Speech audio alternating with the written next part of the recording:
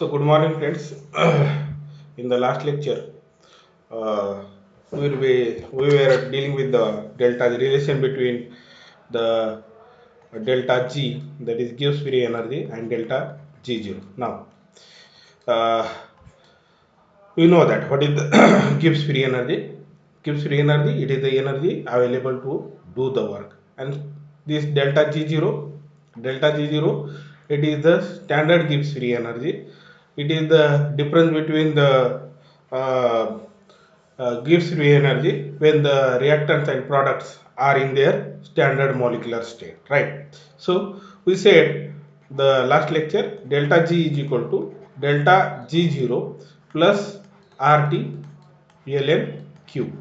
What is this Q? Q is the quotient factor when the it is the ratio of the products to the reactants raised into their proper concentration of the powers, right? It is nearly one and the same, that is uh, when the q is when there is a equilibrium is attained. In that case, k, that is equilibrium constant, is equal to q when the reaction is in the equilibrium. So uh, when equilibrium reaches,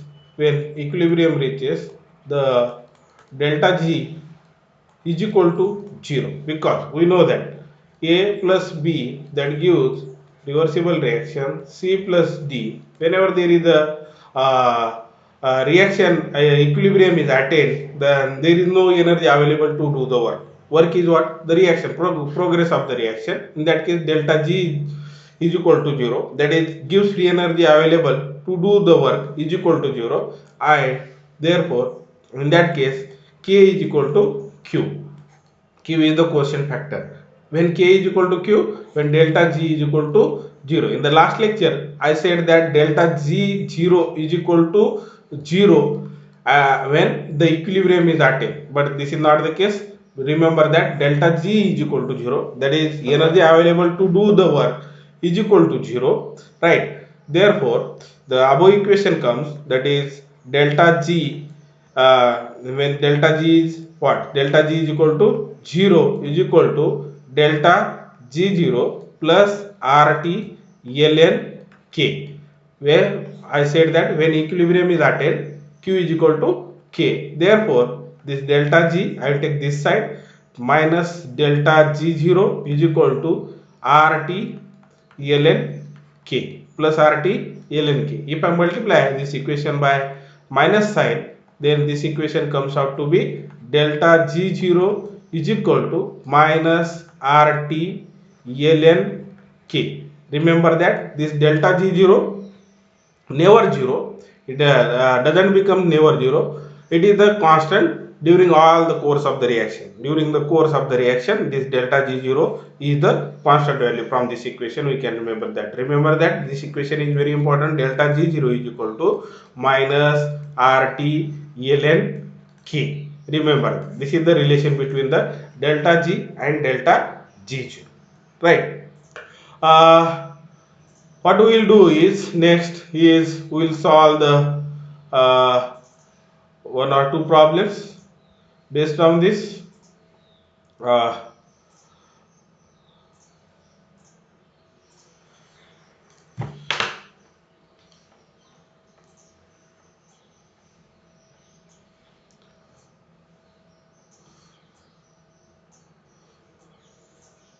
right, as I told you that whenever we are solving the problems, we have to read the problems two times. When you are solving the problem in the exam, we have to read the problem two times. I hope we can see this one.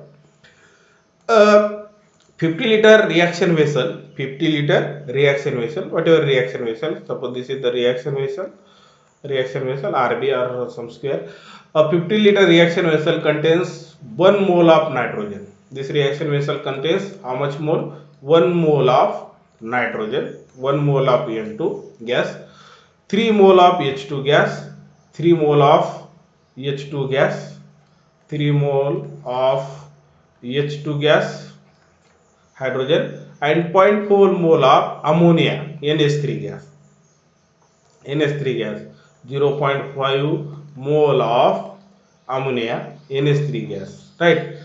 Will more NH3 form or it will dissociate when the reaction mixture goes into the equilibrium at 400 degrees centigrade.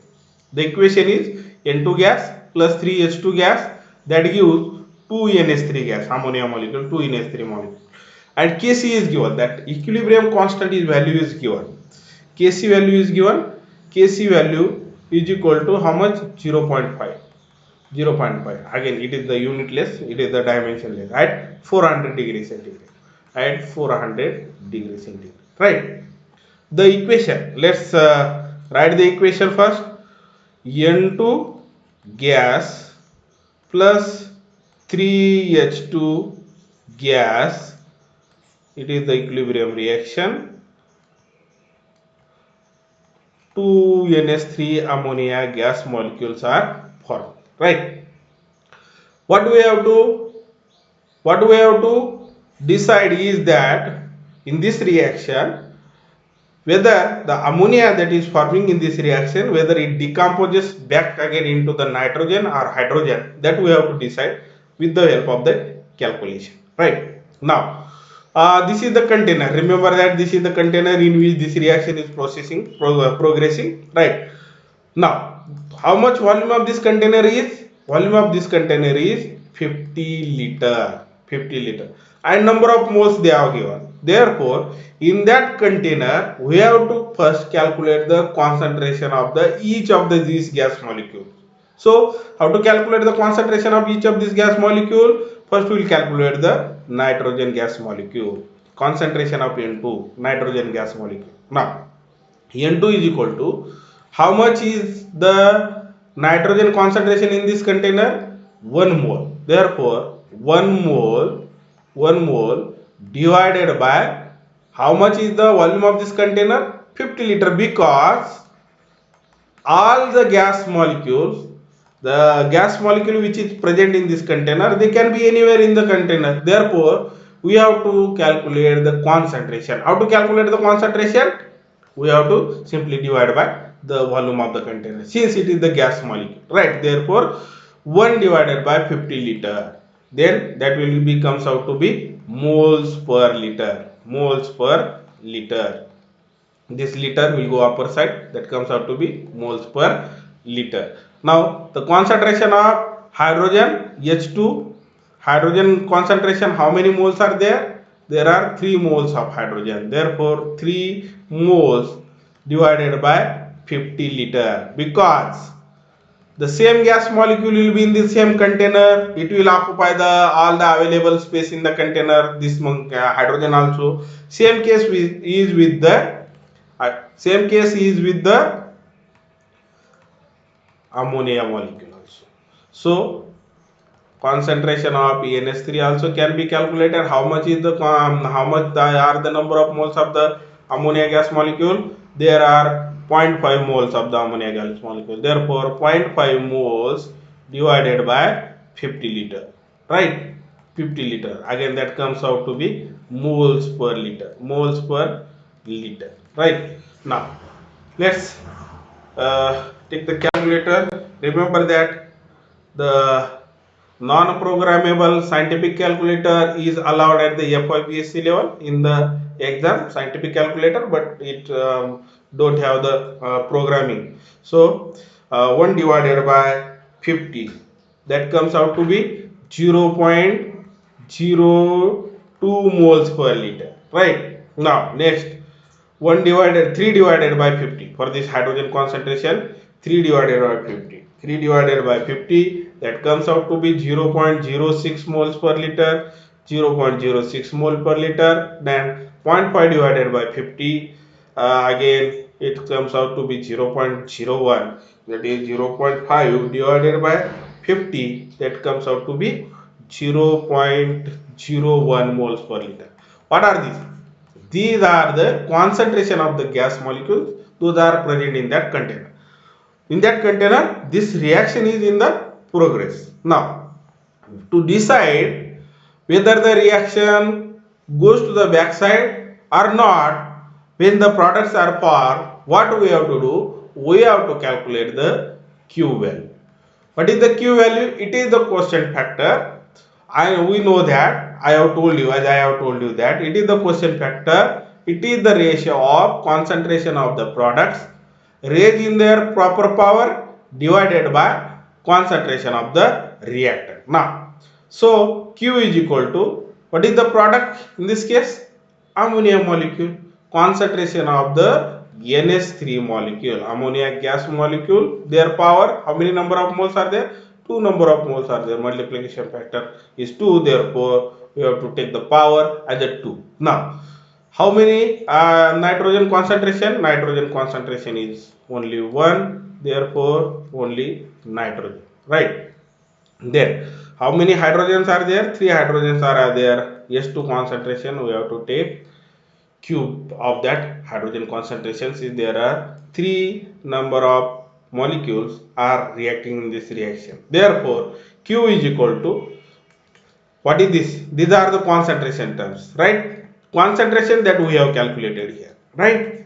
Therefore Q is equal to NH3 square. How much is the NH3 concentration? 0.01 moles per liter square, since it is the square, divided by nitrogen concentration. Nitrogen concentration is 0.02 mole.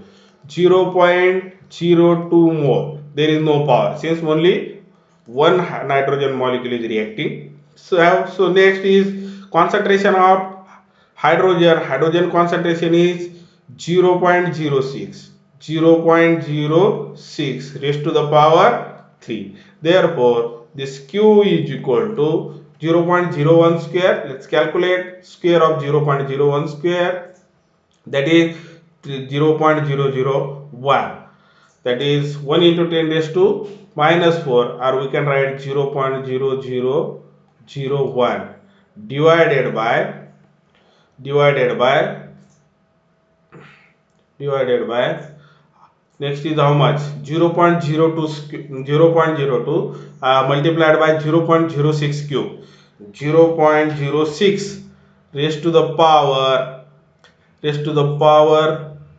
3, that is equal to 0.000216, that is 0.02 multiplied by 0.00216 216. Now 0.0, this 0.0216 multiplied by 0.02, that comes out to be multiplied by 0.02, that is equal to, I will write in this side, that is Q is equal to 0.0001 divided by that we have calculated this value, that is 0.02 multiplied by 0.00216, that is comes out to be 1 2 3 4 5 5 times 0 432, 5 times 0 1 2 3 4 5 4 3 2. Again we can convert this one. Q is equal to 1 into 10 raised to minus 4, 1 into 10 raised to minus 4, 1 2 3 and 4. Now we will again 4.32, 1 2 3 4 5 6, 4.32 into 10 raised to minus 6. This minus 6, if I take upper side, Q is equal to 1 into 10 raised to minus 4 into 10 raised to plus 6 divided by 10 raised to plus 6 divided by 4.32. Therefore Q is equal to this plus 6 minus 4, that comes out to be plus 2. 1 into 10 raised to 2 divided by 4.32. Now this 1 into 10 raised to 2, that is equal to 100 divided by 4.32. So let's calculate 100 divided by 4.32. 100 divided by 4.32, that comes out to be 23.148. Q is equal to 23.148. Again, remember that this is the dimensionless quantity, unitless quantity. Q is unitless quantity. Now, remember that. So, what is the value of this Q? Q is equal to, that we have calculated. I will have some space. Uh, Q is equal to 23.148, and they have given the value of Kc. Kc, that is the equilibrium constant, right? When the concentration terms are used. So Kc is equal to 0.5, right? Kc is equal to 0.5, Q is equal to 23.5.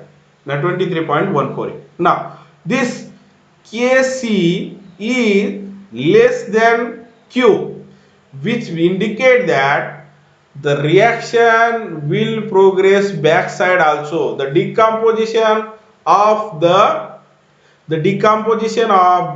ammonia molecule will also takes place into the N2 as well as S2. Now remember that whenever Kc is equal to Q, this Q value and Kc value, whenever Kc is equal to Q, the progress of the forward reaction as well as backward reaction are in equal.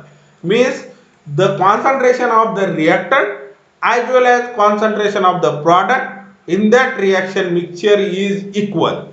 Remember that when Kc is greater than Q, Kc is greater than Q, equilibrium constant is greater than Q, in that case reaction will move toward the more forward direction and less number of products are converted into the reactant, right? Again reactant. When next Q is greater than Kc, Q is greater than Kc, remember that this Q is greater than Kc, in this case also Q is greater than Kc, in that case the product that is formed, that will again go into the reactant, that is decomposition of the products are takes place. Remember that decomposition of the products are takes place. We have to remember that. From this problem we have to learn that. Okay, let's see one more problem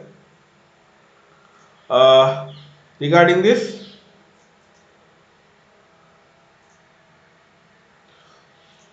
I'll paste the problem.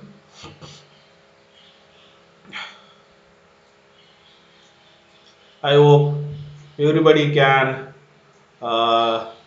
see the problem, read the problem. The problem is that sulfur trioxide, SO3, right? Sulfur trioxide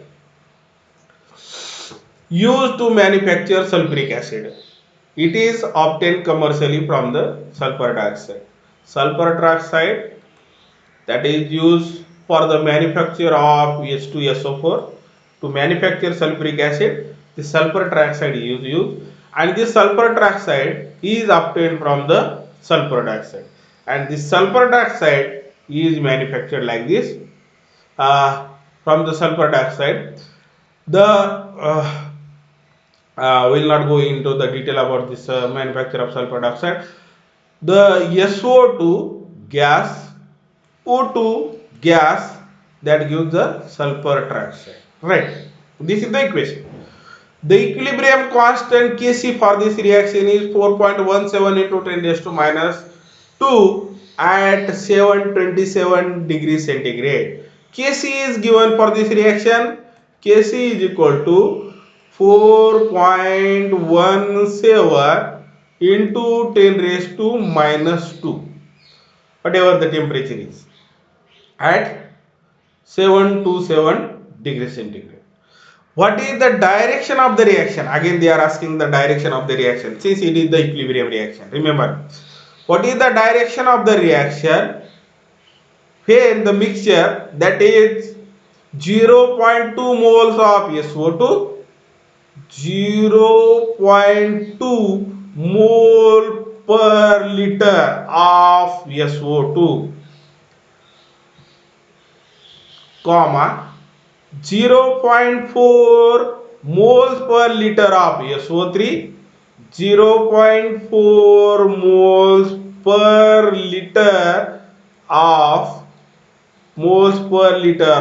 SO3 and 0.1 mole per liter of O2. 0.1 mole per liter of O2, right? 0.1 mole per liter of O2. Now, we are not going to convert into the concentration term because they have already given the concentration in the moles per liter. Remember that. These are the gas molecule. These are the gas molecule. SO3 is also the gas molecule, but the values already are given in the moles per liter. Moles per liter, that is the concentration term. In previous problem, they were giving only the moles, number of moles, and volume of the container they were giving. So we have calculated into the moles per liter, but in this problem already it is in the concentration term, that is the moles per liter. Now let's write the reaction. The reaction is 2SO2 gas plus O2 gas, that is giving sulfur trioxide 2 moles of SO3, right? 2 moles of SO3. Now we can directly calculate the Q factor, that is quotient factor. We have said that quotient factor, concentration of the product, that is SO3 concentration, how many? 2 multiplied by concentration of the reactant SO2, number of moles 2, multiplication factor is 2, therefore we have to take the power as a 2. How many? Oxygen concentration is only 1, right? Now these are the what? These are the concentration. Now we will take the directly concentration term that are given each of this concentration. Now SO3 square, SO3 concentration is how much? SO3 concentration is 0.4 mole per liter. 0.4 mole per liter square, mole per liter square, divided by SO2 concentration. SO2 concentration is 0.2 mole per liter. Concentration of 0.2 raised to the power 2, and O2 concentration. O2 concentration is 0.1. 0.1. Now this is equal to 0.4 square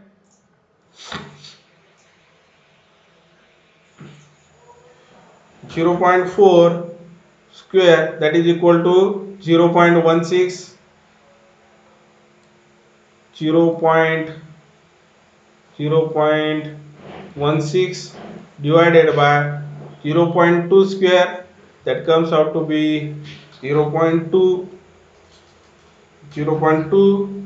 square, that is equal to 0.04 multiplied by 0.1. 0.1, that is multiplied by 0.1, that is equal to 0.004, that is equal to 0.16 divided by 0.004, right? 0.16 divided by 0.004, 0.16 divided by 0.004, that is equal to 40, that is equal to 40.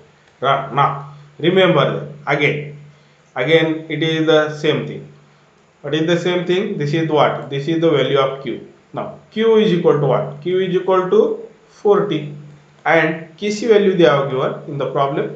Kc value they have given, where it is the Kc value, here it is 4.17 into 10 raised to minus 2, that is Kc, that is K is equal to 4.17 into 10 raised to minus 2. Now remember that this is the minus 2 value, 10 raised to minus 2 value, and remember that this is the Kc value.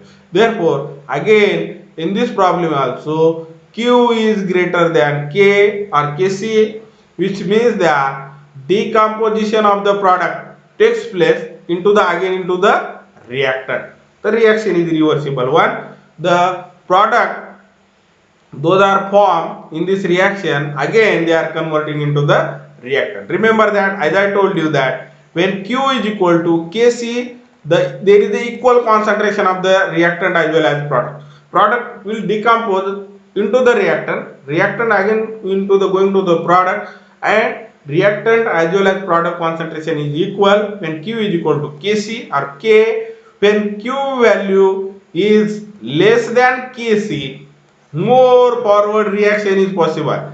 More forward reaction, very less amount of the reactants, very less amount of the product will go into the reactant. But in this case, Q is greater than Kc, therefore the decomposition of the product takes place. For today's lecture, it is okay. Next lecture, we will see the relation between Kp and Kc. I hope you are doing well. Enjoy the lockdown.